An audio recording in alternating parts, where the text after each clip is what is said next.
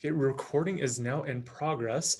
Thank you all for joining us here today. I'm Dr. Matthew Plooster with the Office of Fellowships and Benefits in the Graduate School. And we are joined today by Dr. Anthea Letso from the Department of Human Genetics, and also a current NSF Fellow here at the University of Utah, Caden O'Brien, who studies in the Department of Anthropology. So we're going to go ahead and get started with a presentation. I did sneak ahead to look at it, and it's very amazing. So take notes, but also know you will have access to view this again afterward. After Dr. Letso has presented her presentation, we will then go to a robust session of question and answers. So if you have any questions during, feel free to enter them into the chat, as well as after the presentation is done. You can just put it in the chat in general, or if you don't want everyone to see your question or concern, you can just send it to me, Dr. Matthew Plooster. And with that, Dr. Anthea Letso. Thank you, Matthew, for inviting me to speak here. And thank you, Caden, for joining me in conveying some information to current graduate students on applying to the NSF Graduate Research Fellowship Program. So I will start by telling you all that I know a little bit about the Research Fellowship Program because I actually spent 3 years at the National Science Foundation, first as a program director, sort of while I was a faculty member here at the University of Utah. So I was doing double duty.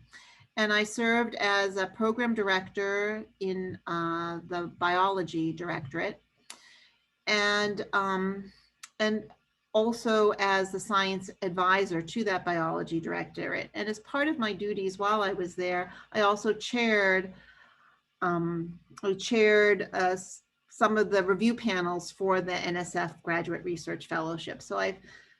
And when I was a graduate student myself, I applied to the program and was successful myself. So I've seen the program from every perspective that one can imagine. And the other thing I wanted to say before we get in is that writing a fellowship for NSF is no different from writing a fellowship application from NIH, DOD, and as reviewers, we are looking for the same things from our applicants. And I'll cut to the chase and say that there are 5 important components when you are putting together your research application. One is, have you identified an interesting problem to investigate? Is it significant? Have you taken an original approach to this important question? Are you taking a giant step, good, innovative, original, or are you just dotting your I's, crossing your T's, and not really pushing your field forward? Third, in terms of the science, have you identified and have you laid out in an articulate fashion a feasible way of doing your study? Is it logical? Is it feasible? Is it rigorous science? Fourth, are you the right person to be doing the science? And fifth, is the University of Utah the right place for you to be doing that science? So I'm assuming you're all graduate students here at the University of Utah. Like Matthew said, I am a professor in the Department of Human Genetics. I'm actually a developmental geneticist, so I use the fruit fly Drosophila melanogaster to model human health and development. And I am happy to answer questions, read grants for you guys. Just reach out to me, and here's my email address, aletsu@genetics.utah.edu. So happy to help even after today. All right, the research grant application process. From the time you're a graduate student to the time you're a full professor, it is a maze, right? It just looks, the experience and the process seems so daunting, but it is incredibly important for you to ignore all the barricades that may appear in front of you and just put your best foot forward and write your applications. And, I am a faculty member in the Department of Human Genetics, which is home also to Utah's Nobel laureate, Mario Capecchi. And Mario, even with the time when, he was doing his Nobel Prize winning work, said, even Nobel laureates only bat 300. So, even the Nobel laureate is on average only winning one of the grant applications that he or she submits. So, if that's Mario's batting average, I should be proud of a, 1 in 4 or 1 in 5. So the best get turned back. So just keep writing. It's never too early to establish your record of funding as a research scientist. So, we do science, we do experiments because we want to discover new knowledge. And we do it because we love doing it, but there's a practical component to what we do. We need to get jobs. We need to sort of feed our families. We need to bring home a paycheck. And so in terms of establishing our careers, we need to do good science. We need to publish our science, and we need to fund our science. And to do that, it's never too early to establish an independent record of funding.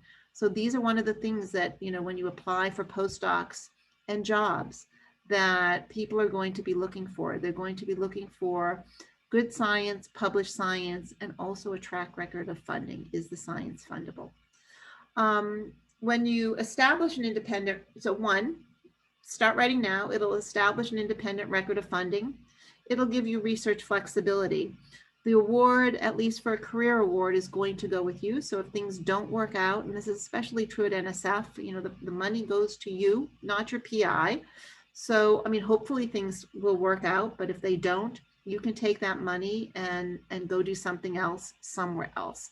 And it might, could be a personality conflict, but usually it's more things like life interferes, and maybe you need to move for, a partner problem and whatnot. So the money, it's good to have money because it gives you flexibility to pursue your own personal interests and your own career. By establishing an independent record of funding, even as a graduate student, you build new professional networks. So NSF, as do many other granting, you become part of a new community, and there are opportunities, especially now in the Zoom world, where fellows get together and they meet one another and have research conferences among themselves. And also at NSF, in terms of building your CV, there are still going to be forms of recognition even if you don't get the money. So Caden got the money, and that's wonderful. But at NSF, there are honorable mentions, and these are things that you can put on your CV as well. And there, everybody likes the money, but the recognition there is recognition with an honorable mention, and that's somewhat unique to the NSF. It's certainly not true of NIH or some of the private foundations that from which people pursue funding. Okay, so we're specifically talking about the NSF Graduate Research Fellowship Program, and I want to sort of tell you how it fits into the National Science Foundation. The National Science Foundation is unique. So it's kind of interesting that the National Science Foundation, in terms of federally funded organizations or federal funding organizations, only has 2 political appointees, one political appointee, essentially, which is the director. That person is appointed by the President of the United States.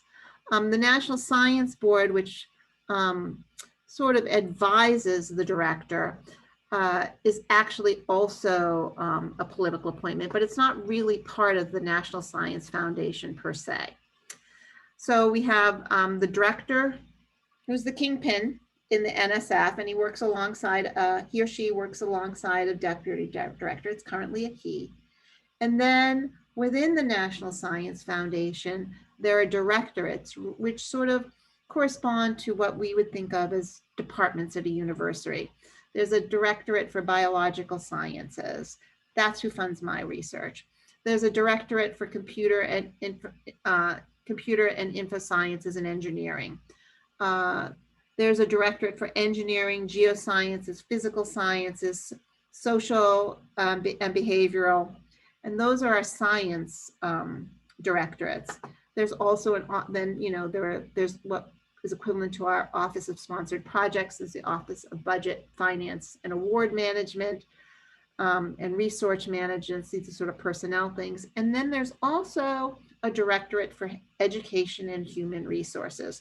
So although the science that the NSF funds is submitted to specific, the science that I as a PI would write would go to my directorate. Graduate students are submitting your fellowship applications to the Directorate for Education, and they are informed as to the rigor of your submitted application by experts in their specific directorates.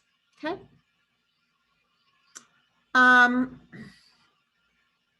So Matthew might be able to help me out on this. In the past, when I've given this talk, the NSF normally puts out solicitations for the Graduate Research Fellowship Program. And they come out every 3 years, and they are for 3 years. The most recent NSF solicitation that I could find is NSF 2587. So this was for applications that were due in 2020 in COVID. And I think that maybe what happened here is, given the unique circumstances of COVID, that the solicitation only came out for 1 year. I cannot find the solicitation for 22 funding, wherein applications will be due this fall. So I imagine that is something that we are looking forward to seeing. Matthew, do you know? I've not heard of a new solicitation coming out yet, but last time that I talked with a program officer last month, it sounds like they're still dealing with a lot of COVID a little bit longer than they wanted. So sounds like there's a chance that the 2020 solicitation may be extended for 2021. Yeah, so just look for it. There's just not the official paperwork, but nothing has changed over a vast number of years. And I think they're just waiting for the money to be allocated. So we'll be working with the NSF 2587 solicitation today.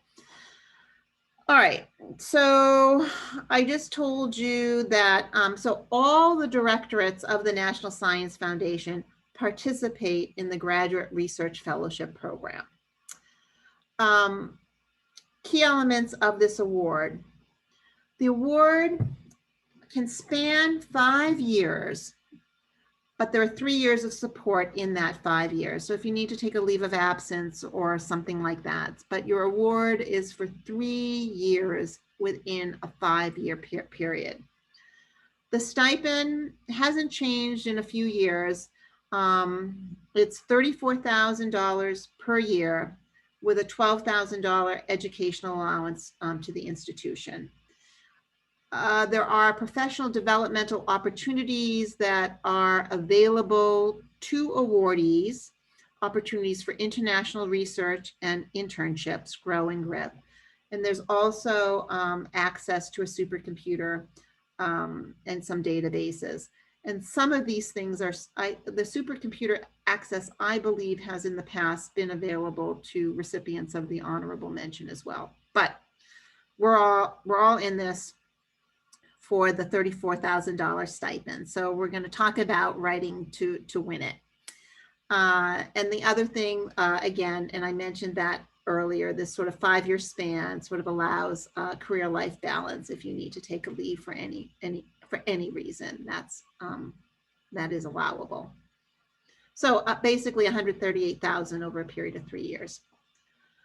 The Graduate Research Fellowships, unique features are that they are awarded to the individual. This gives you flexibility, and I spoke about that a little earlier. It's unrestricted. There's no service requirement. You don't have to pay the money back in any fashion. It is yours. and it's portable. So once you get this money, you can, I mean, we hope you do stay at the University of Utah and complete your research here, but you actually could pick up and leave. The number of awards, you know, it ranges from 15 to, 18% success rate. In 2016 to 2018, they were awarding 2,000 fellowships per year. The prediction was 1,500 fellowships per year for 2019 to 2021. Actually, last year there were in this current year, in the most recent award competition, 1,600 fellowships were awarded in the last year, in the most recent competition year. And I'm going to say a little bit more about that in a little, well, I'll say it right now. There was an interesting article when I was researching this. And so 1,600 awards were awarded this year. And NSF really does pride itself on diversity and finding students at all universities who are predicted or potential leaders in their field. That's what we're looking for at the NSF, students who are going to be leaders in the field. And that's why the personal component of your application is as important as the research component of your application. That said, in the most current year, 14% of the NSF awards went to graduate students at 3 universities: MIT, Stanford, and Berkeley. Almost 30% went to graduate students at what we would consider the top 10. So University of Utah is an exceptional institution, but we're not in the top 10. And it's not because, and this is something we talked about at the NSF, and this is something that Matthew and our graduate school is trying very hard to battle against. And that is, it's not that our success rate at the University of Utah is any lower than it is at these schools that are getting the sort of lion's share of the awards. Our students aren't writing the applications in the numbers that they should be. So you guys need to, or, the audience, our graduate students, really, you won't get money if you don't write the application. So this goes back to my very first slide. Write the applications. And what does MIT, Stanford, and Berkeley do that we don't do? They require their students to write these applications, or even if they don't require them, they have these classes where their students are taught and they write an application in their classes. So I really encourage you guys not to look at those numbers and say, oh, I'll never get one. I'm not at one of these schools. It's really meant to be a story of you can't win it if you don't write it. So write your applications. You're very competitive. And Caden can speak more to that in a few minutes. So graduate students are limited to only one application to the fellowships program, which is submitted either in the first or their second year of graduate school. It's a little bit different than many years ago, but I think the history of multiple applications is being erased, we're losing it from our memory. But importantly, graduate students, you guys, one chance only. So do it once, do it well. The purpose of the NSF Graduate Research Program is to help ensure the vitality and diversity of the scientific and engineering workforce in the United States. So this, we jump right up to the, you'll have all these slides, you can read the details here, but the importance is that these awards are going to individuals who've demonstrated their potential for significant research achievements in STEM or STEM education. So this means that you want to enhance, you want to communicate not only with people within your field, but you want to convey the significance of your research to the citizen scientist or to the national effort in science. Okay. With that in mind, the NSF is a little bit different, perhaps, from other granting agencies in that it includes not only intellectual merit, which I think is understandable, and we'll talk a little bit more about that, but it also has as important or a very important aspect in addition to intellectual merit are something that we call at NSF Broader Impacts. And the Broader Impacts criterion encompasses the potential to benefit society and contribute to the achievement of specific desired societal outcomes. So when we think about what these societal outcomes might be in the year 2020-21, we are thinking about misinformation, disinformation problems. So enhancing scientific literacy in our civilian population, in our lay population. So can you not only disseminate your knowledge through a scholarly publication that scholars will read, but can you think about ways to disseminate what you learn in your research to a more general lay population? Give talks, go out into K-12 education, for instance, do, science pubs and things like that, science movie night, and where you convey your knowledge and your expertise to a wider audience than your sort of small field of experts. One. And two, the other thing I wanted to sort of say is in terms of societal outcomes, we're living in a world where we're thinking a lot about equity, diversity, equity, justice. I'm missing one, but diversity and equity. Are you inclusive in the way you do your science? And those are things to be thinking about when you are creating your broader impacts components of your applications. Okay. You need to really, what I want, when you put your applications together, you need to clearly spell out your intellectual merit and your broader impact. Applicants should include separate statements on intellectual merit and broader impacts in order to provide reviewers with the information necessary to evaluate their application. So when I write an application to any funding agency, I look to see what is important, what the important criteria are that they are looking for. And then you write a sentence and sort of say, the intellectual merit of this application is that we will discover and move our field forward in a significant fashion. With respect to broader impacts, my plan to do such and such will enhance X, Y, or Z for the benefit of the national welfare. And this allows your reviewer not to have to hunt around and read between the lines, but it's sort of like the topic sentence, and they can use your topic sentence as a topic sentence in their review. So don't make it difficult for them to understand what the significance of your research is and what the significance of your broader impacts are. Okay. So for both criteria, reviewers are going to ask, what is the potential of your proposed activity to advance knowledge within your field and across different fields? What benefit to society or the desired, what is the benefit?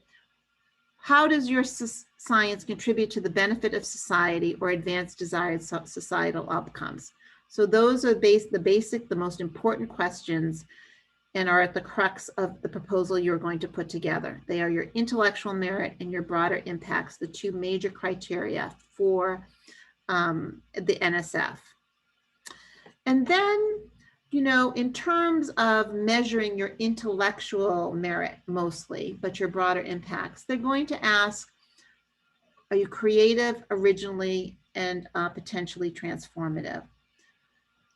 is there something special to what you are doing, or could anybody do it, or is everybody already doing it? So you want to mark yourself as distinct in your field, or distinguish yourself within your field. Then once you've identified your question and your contribution, what you believe your contribution will be or should be, you have the experimental approach, right? And that, we are all scientists, and basically that is a hugely important component of your question. It's not enough to have of your research plan. It's not enough to have a good question and a significant question. You have to have an approach that is sound for carrying that out. So does the plan incorporate a mechanism to success? And can you assess whether you've been successful at the end? Okay, those go into your approach. And then of course, can you do what you propose to do? How well qualified are you? What's your education? You know, these are your letters of recommendation can bring to bear on that question. And then of course, are there adequate resources available to you at your institution to carry out the proposed activities? So I'm a geneticist. We have lots of databases that are unique to the University of Utah that I might use to pursue my studies. And there you make a case for the special environment in which you find yourself. All those things are important to your application. Bottom line for intellectual merit, do you have a good question? Are you the person to answer it? And I would throw in one more thing. Have you articulated in a logical and fashion a measured approach to getting from point A to point B? Broader impacts are a little bit, and I will, Matthew, are they having do you guys do a broader impacts special seminar? No, okay, then I'll go into a little bit about broader impacts at NSF, because that's something unique to NSF. Reviewers may consider the following with respect to the broader impacts criterion: the potential of the applicant to benefit society and contribute to the achievement of specific desired societal outcomes based on a holistic analysis of the complete application, including personal experiences, professional experience, educational experiences, and future plans. So a mistake that is very common in graduate students who are writing their broader impacts statement is they stop with what they've done in the past. They say, well, you know, when I was an undergraduate, I did this. And, you know, as a graduate student, I am doing this. That's great. And it says that you are sincere about your commitment to broader impacts or impacting communities beyond your laboratory group. But you have to have a plan for broader impacts that you will achieve during the period of your award.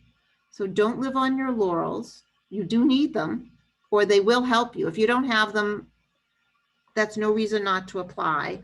You know, you can still come up with a plan. You can make some sort of story of your commitment to the greater good or the common good or society, but then come up with a great plan in which you use the research you're doing to benefit society. Take it into a K-12 classroom. Here are some things. So basically, you know, graduate students, you can mentor down. So graduate students, you can mentor undergraduates, train an undergraduate, go into an undergraduate classroom. Go even further down, work with science teachers or education majors to develop research-based educational materials, especially, as I sort of said, for kindergarten through grade 12. Establish a mentoring program. Get involved in undergraduate teaching. Now, if you're TAing a class and that's required of your graduate program, that's not going to be seen as a broader impact because that's something you have to do anyway. You can use it as your laurels, but you need to go beyond that as a applicant to the NSF. Give science presentations to the broader community, museums, libraries, radio shows, other venues. If you have a grandparent in an assisted living home, go in and do some sort of community teaching. All those things work. Promote teaching, training, and learning within populations underrepresented in STEM. Okay. Partner with community colleges to facilitate student transfers. Partner with schools that have that are minority serving institutions. I want to talk quickly, and we can talk more about these things, and Caden can share some of his what he proposed to do. And yeah, here are more examples, and these you can read through all these lists in the presentation that Matthew will have recorded for you. You can also enhance infrastructure within your research community. So maybe you're developing a unique database, and you can provide that database to a larger community. So research tools or resources for community use. You can develop resources that you can take into K-12 classrooms and use them as teaching modules. Most of these things are more at the PI level. So I'm going to skip over those a little bit quickly. A question I oftentimes get is, I'm a PI or a student at a medical school. NSF won't look at me. That's absolutely untrue. I am my faculty appointment is in the Department of Human Genetics. I have been, one of the first people who ever funded me was the National Science Foundation for my research. I do foundational research, and all of us do foundational research. So, if you're in oncological sciences studying cancer, you're right. NSF is not going to look particularly fondly on cancer, but they will look very fondly on the control of cell growth and proliferation. So it's how you spin your application that most of us do science that is fundable by the National Science Foundation, even if we are, MD, PhD students, or even if we are students in a medical in a department based at the medical school here at the University of Utah. There is one, so individuals are not eligible to apply if they conduct biomedical research for which the goals are directly health related, okay? But even those of us who are doing health related research can emphasize the foundational parts of our research programs to get funded by the National Science Foundation. There is an exception to this health-related research, and that is that there are areas of bioengineering research directed at medical use that are eligible for graduate research fellowships. And these include research projects in bioengineering to aid persons with disabilities. And again, you guys can look more closely in that. And I will say that all the directorates at NSF were very active in the support of research for COVID. So there are, even by doing it in foundational ways. So what time is it? I'm going to finish up very quickly here and just sort of say, think here as you move forward in writing your application, develop the ideas for your proposal. Think about a clear, concise description of your proposed project. Think of those 3-minute thesis defenses that maybe some of the more senior graduate students are doing in your departments, and you should have a 3-minute version of your talk, and then you expand upon it to fill the page allotment. Application requirements for the NSF graduate fellowship are personal information, fill in the boxes. Make sure that when you outline your your education and work experience, that you account for gaps in your gaps. Gaps are fine.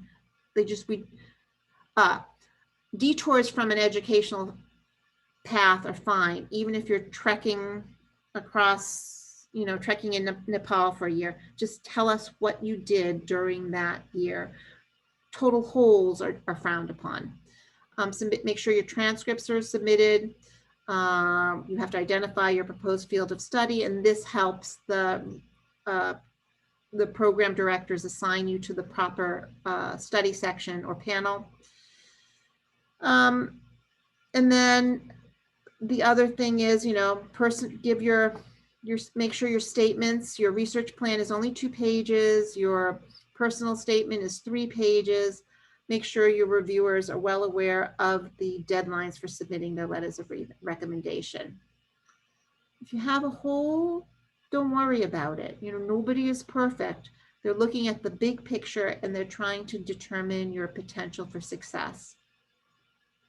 So a bad grade in organic chemistry in your sophomore year in college is not a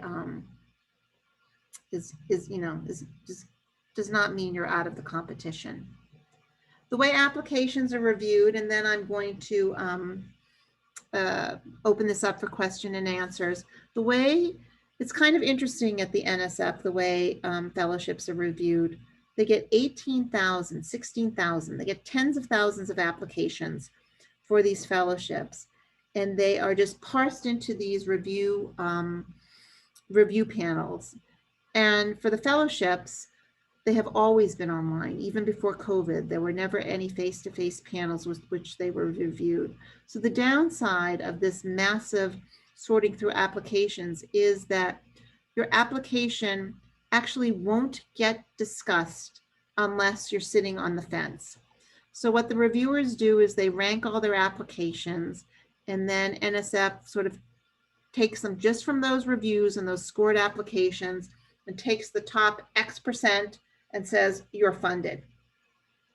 And those are the people who are the, 4.0s, have some publications. They're the slam dunks. So if you're a slam dunk, apply, because it's not even going to be discussed. But then there's this gray area, the people where, and those are the only applications that are discussed. And those are the people that are on the borderline. So maybe you are the person with, got this D in organic chemistry, or I don't know, or maybe it's not quite clear whether you're doing health-related science, but there's some sort of gray area, and that application will be discussed. And that's an opportunity for you, if you do have a hole in your application, to get your letter writer to fill in that hole and say, yes, they did very poorly, but this is the smartest person that I have ever met, and they don't test well, or whatever that thing is. So put your best foot forward.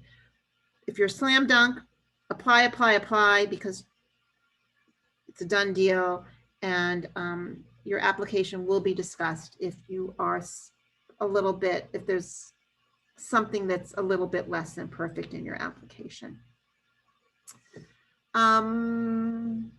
So reviewed online panels, they're ranked. The ones that are discussed are sort of at that borderline of funding in the 20th percentile, right? 15 to 25th percent, and you're in the top quartile. Holistic, nothing will keep you out of the running. And that's really all I wanted to say. I did want to leave some time for questions and for Caden to jump in. The other thing that's really important, you guys, as you start to think about applying for applications, and this is something that I tell even, I run grant writing academies for full professors, and is that reach out to your program officers. If you have a question, call one of these people who I have on this list. They are the listed program officers for the Graduate Research Fellowship Program. They will answer any question you have. They will help you direct your proposal to where it should be. Take a look at, their expertise, because it might be that it is likely that one of these 3 people is more aligned with the type of research you're planning, and that is the person that can be most helpful to you. And then the other piece of advice that I have is, don't waste your time with foundations that aren't interested in your research, but you would be surprised by how many foundations are interested in your research. And it's all about keeping an open mind with how you spin the research that you're doing in your lab. So I wanted to leave some time for questions. Start a little late, but we have 15 minutes left.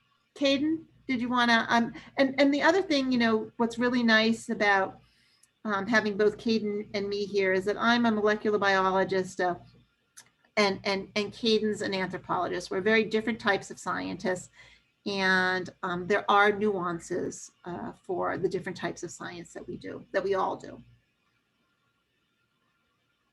Caden, want to add anything? Yeah, I guess I don't have anything in particular to add, but if there are any questions about writing the applications themselves, I have tons of ideas. There's a lot of things that I think benefited my application and the applications of other successful candidates whose applications I've read. There's a few things in common. Yeah, whatever you all want to hear. So go ahead if you and put your questions in the chat box. We are a smaller group today, so go ahead. Don't hold back on your questions. And I have a few questions to get us started, but I want to kind of echo what Anthea was saying about you really need to focus on the different dimensions of your research and connecting that to the foundation. I've been doing this student fellowship game for a little while, and as an example, I was working with a metallurgical engineer many years ago who was really trying to find some funding in a particular area. And a lot of the engineering foundations were not the most supportive of her, but she went to public health organizations, which metallurgical engineers generally do not. But there were so many different dimensions to her research project. For that particular application, she focused on developing this method of water filtration that will pull metal out of the water, and it will increase health of expectant mothers in first world or third world countries. And she was more funded by public health initiatives than she was anything else, particularly relating to engineering. But that was just one facet of her research, but that's the one that she focused on and where she found the funding. So there are multiple dimensions all over the place. So I do have some questions to get the ball rolling. Broader impacts. So graduate school is on the research side of graduate school rather than more coursework or practice or professional degree types of studies. It's in this day and age, it's a given. Your research is going to contribute to scholarship and literature. But broader impacts, with how you're describing them, it's not what am I giving to science? It's here are the actions that I am doing. It's not I'm just going to go and write a book, write articles. It's I'm going into the community and I'm doing X, Y, and Z. And that has to be really accentuated, the action piece.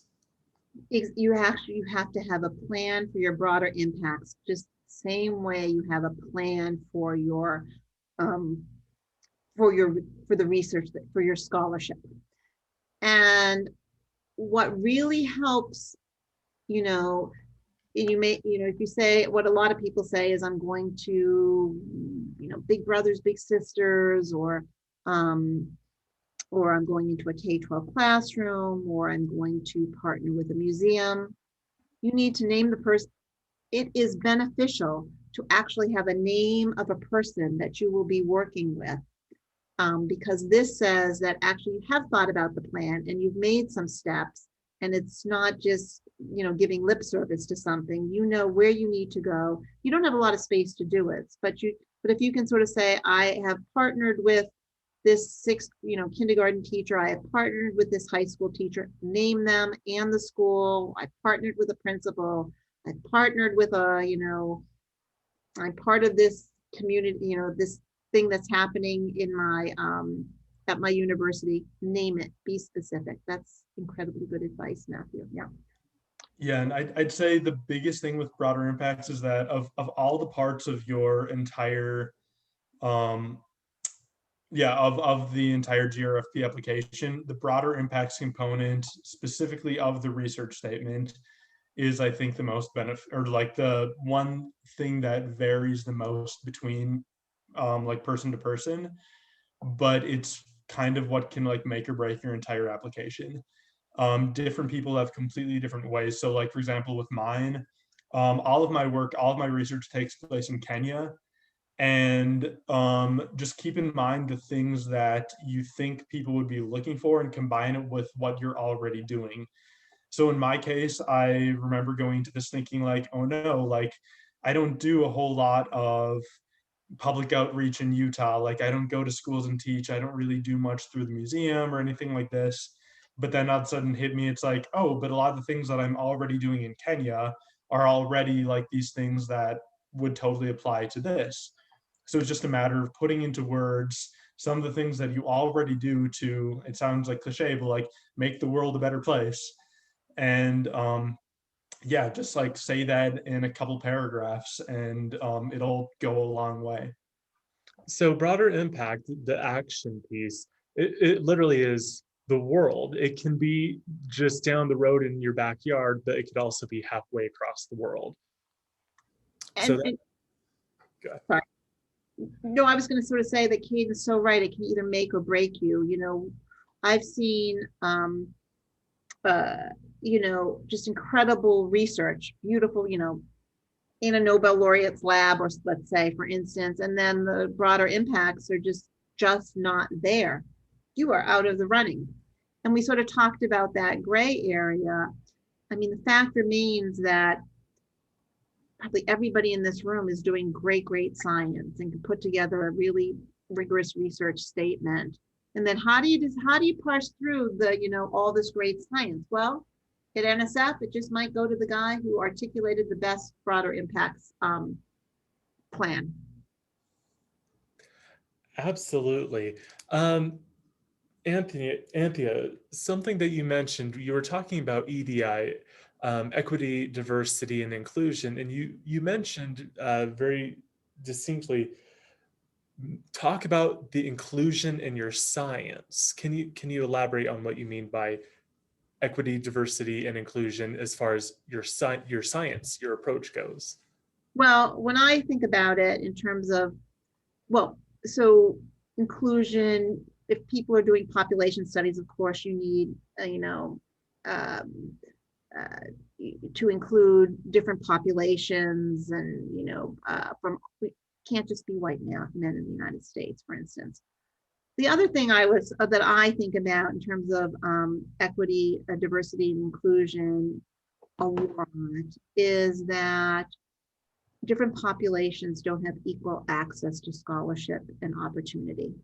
So, you know, I think if you can somehow work that into your application, this recognition that opportunity is not equal, and that is sort of the new and novel part about EDI that I think people should be really trying to think about ways that they can incorporate. And there are no good solutions, right? But we all should be thinking about that and exhibit an awareness of that. I think this is a personal feeling in our approach to our science and the teams that we include in the execution of our science, perhaps, and in our outreach. There was something else I was going to say, but I lost my train of thought on it. But and then of course, if you are doing science that has some sort of population, or you really need to think about gender balance and race balance, or population balances. And Caden, you're an anthropologist. You can probably speak to that a little more clearly than I can. Totally, yeah. A big part of my broader impacts is about training African students and getting them, like basically giving them the resources they need so that they too can become master's or PhD students if they're interested. Because in my field, that's the biggest thing, is that in like, so like I study human evolution. The vast majority of those of us studying human evolution work in East Africa. 0.001% of scholars who study human evolution are from East Africa, and that's a huge problem, obviously. So, but that can apply to anything.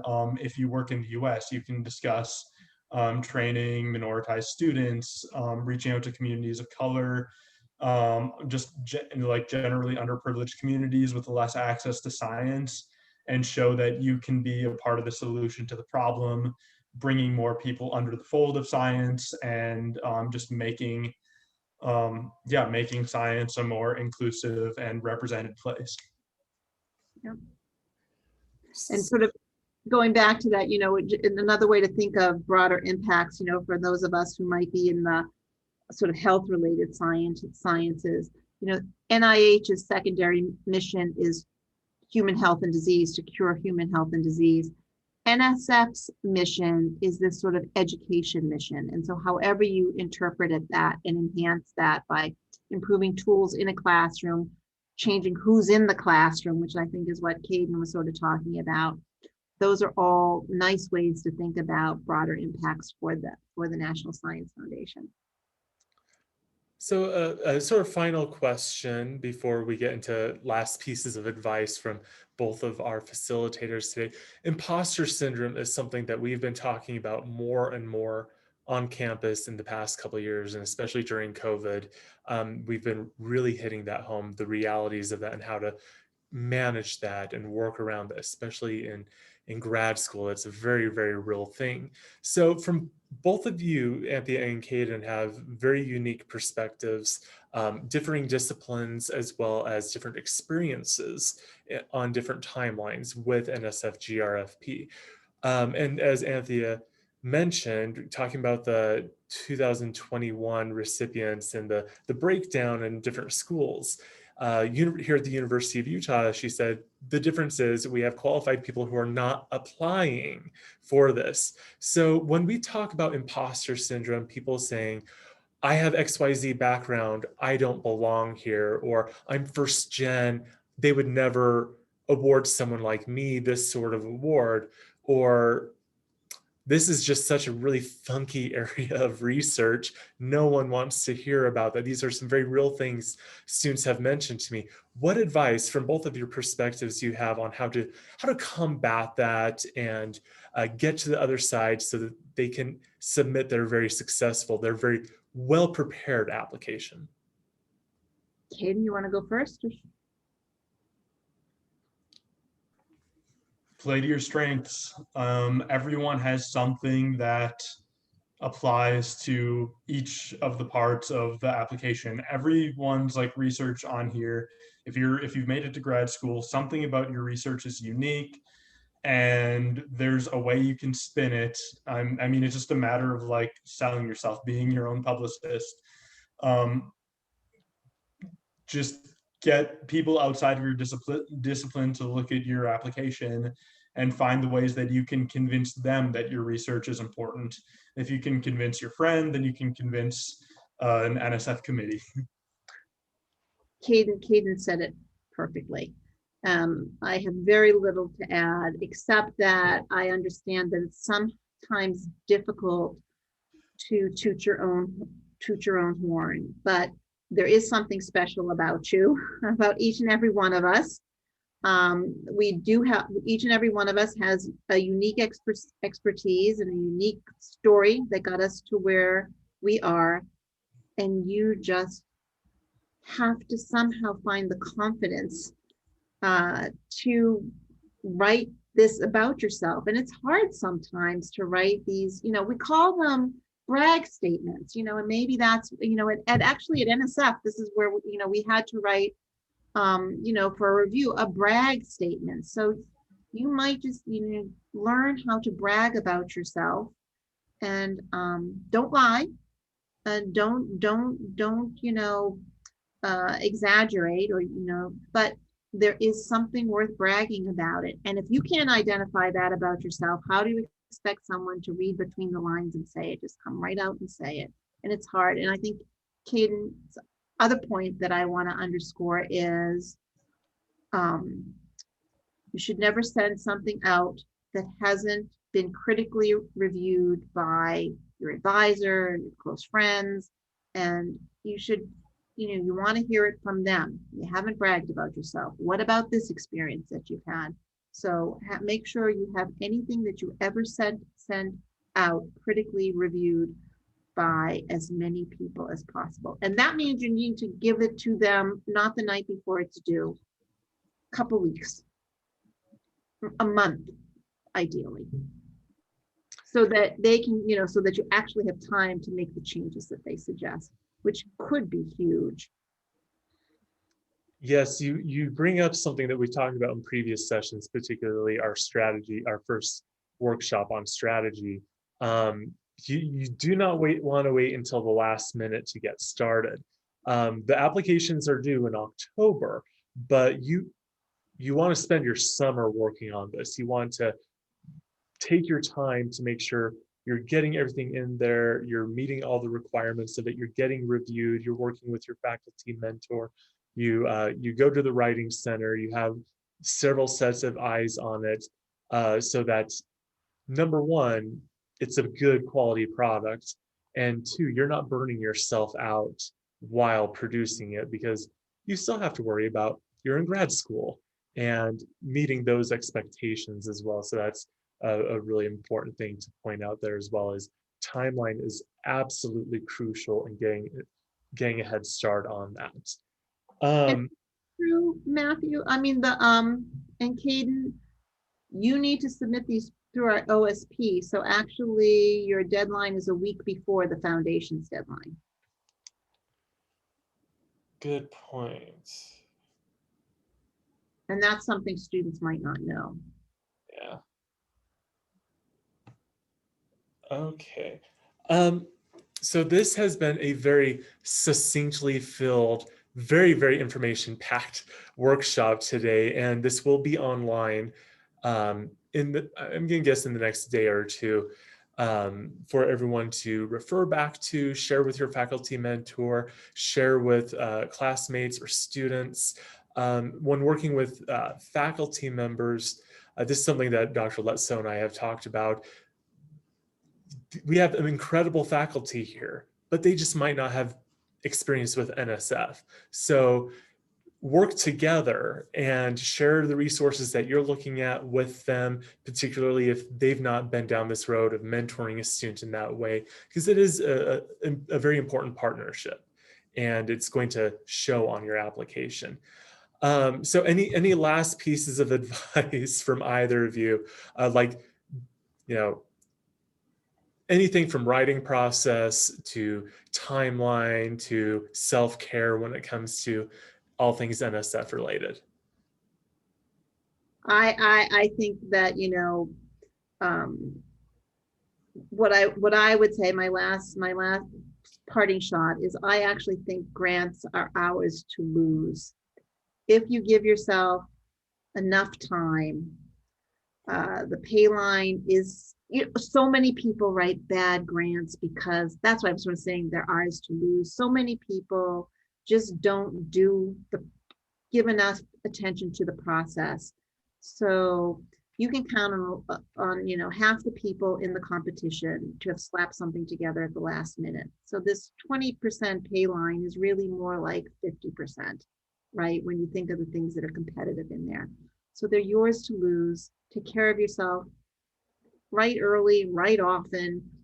And I think that the key is, give yourself enough time to have some critical eyes look at it before your reviewers look at it. Hayden?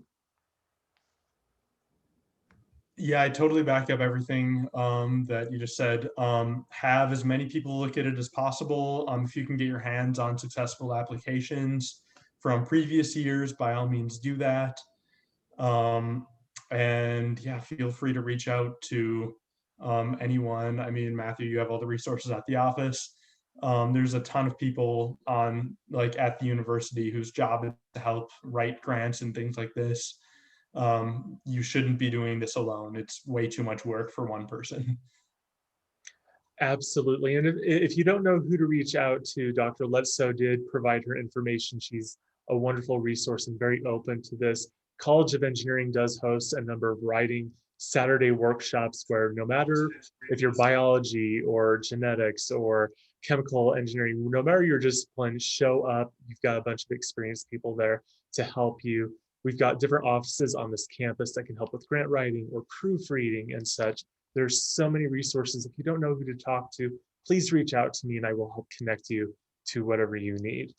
So with that, we're going to wrap up our next and final session in our 2021 NSF-GRFP application preparation series will be Wednesday, June 23rd at 2 p.m. And this is going to be an open-ended panel discussion with some very experienced reviewers, professors and faculty mentors, researchers. So any question you have, they are ready for this. This will include Dr. Dave Kita, who is Dean of the Graduate School and Professor of Physics and Astronomy, Dr. Anthea Letso from the Department of Human Genetics, and Dr. Tony Butterfield from the Department of Chemical Engineering. And we will have another student join us from the School of Biology. So a very varied group of people, and they're here to help you be successful. So we look forward to you joining us then. And with that, thank you so much, Dr. Letso, and thank you so much, Caden, for joining us today and for our participants being here with us. Thank you, everybody.